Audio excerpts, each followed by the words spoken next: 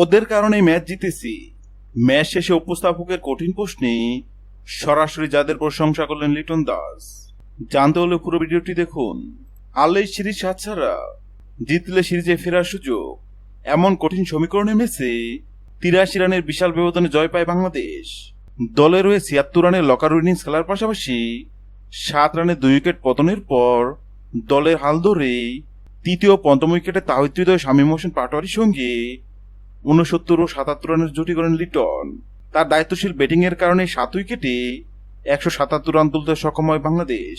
Target তারা leg spinner Rishad Hossain, ২ pacer Shoriful Islam ও মোহাম্মদ সাইফুদ্দিনের দুর্দান্ত বোলিংয়ে শ্রীলঙ্কাকে ১৫.২ ওভারেই ৯৪ রানে গুটিয়ে দেয় বাংলাদেশ।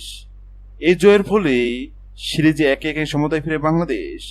খেলা শেষে ম্যাচ সেরা পুরস্কার নিতে গিয়ে বাংলাদেশ দলের অধিনায়ক লিটন দাস বলেন, চেষ্টা করেছিলাম ভালো ক্রিকেট খেলার জন্য, শামীমকে কৃতিত্ব দিতে হবে, সে শুরুটা দেখিয়েছিল, উইকেট ব্যাটিং এর জন্য ভালো ছিল।